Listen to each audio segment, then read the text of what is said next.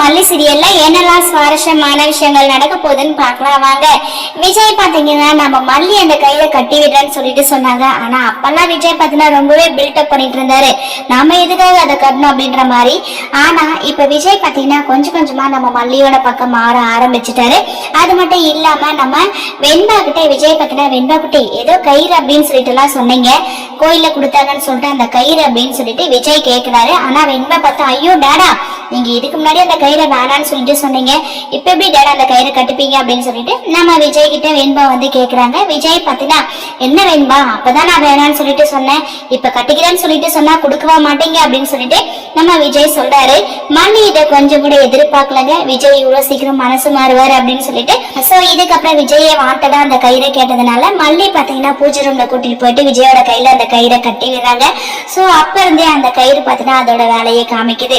வெண்பா மல்லி இவங்க ரெண்டு பேரும் பாத்தீங்கன்னா ரொம்பவே சந்தோஷமா இருக்காங்க. சோ விஜய் வெண்பா ரெண்டு பேரும் பாத்தீங்கன்னா ஓடி பிடிச்சி விளையாடிட்டு இருக்காங்க. அந்த மாதிரி டைமிங்ல நம்ம வெண்பா குட்டி பாத்தீங்கன்னா பக்காவா பிளான் பண்ணி விஜய் மல்லி இவங்க ரெண்டு பேரையும் தள்ளி விட்டுறாங்க. சோ அவங்க பாத்தீங்கன்னா ஒருத்தருக்கு ஒருத்தர் இடிச்சுக்கிறாங்க, ஒரு ரொமான்ஸ் அப்படின்னு சொல்லிட்டு சொல்லலாங்க. சோ விஜய்க்கு சந்தோஷமா இல்லையோ, பட் ஆனா மல்லிக்கு ரொம்பவே அளவு கடந்த சந்தோஷம், அந்த கயிறு வேலை செய்யுது அப்படின்னு சொல்லிட்டு கூட மல்லி ஒரு பக்கம் நினைச்சிட்டு இருக்காங்க.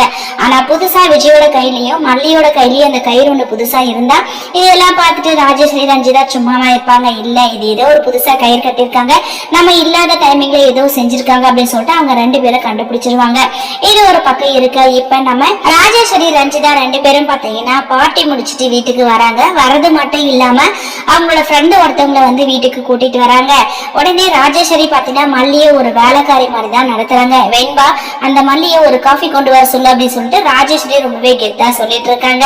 சோ மல்லி பாத்தீங்கன்னா இப்ப காஃபி கொண்டு வந்து அந்த லேடிக்கு கொடுக்குறாங்க. அப்ப பாத்தீங்கன்னா ராஜேஸ்வரி ரஞ்சிதா அதை வந்து கவனிக்கலங்க.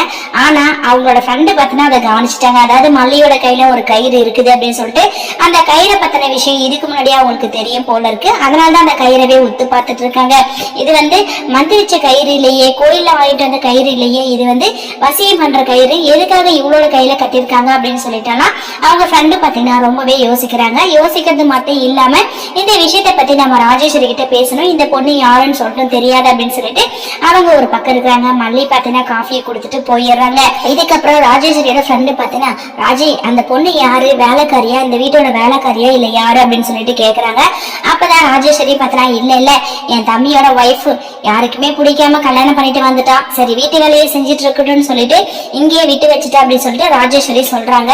சோ அப்பதான் அவங்களோட ஃப்ரெண்டு பாத்தீங்கன்னா ராஜேஸ்வரி அந்த பொண்ணுகிட்ட நீ பார்த்து நடந்துக்கோ, ஏன்னா அவளோட கையில ஒரு கயிறு கட்டிருக்கா பாத்தியா, அது வந்து மந்திரிச்ச கயிறு இல்ல, கோயில்ல கொடுத்த கயிறும் இல்ல, அது வந்து வசியம் பண்ற கயிறு அப்படின்னு சொல்லிட்டு அவங்களோட ஃப்ரெண்டு சொல்றாங்க. ராஜேஸ்வரி ரஞ்சிதா ரெண்டு பேருக்கும் ஒரே ஷாக்கிங், என்னடா நம்ம இல்லாத நேரத்துல இப்படிப்பட்ட ஒரு சதி வேலையை அவங்க செஞ்சிருக்காங்களா அப்படின்னு சொல்லிட்டு ரொம்பவே ஷாக் ஆகுறாங்க.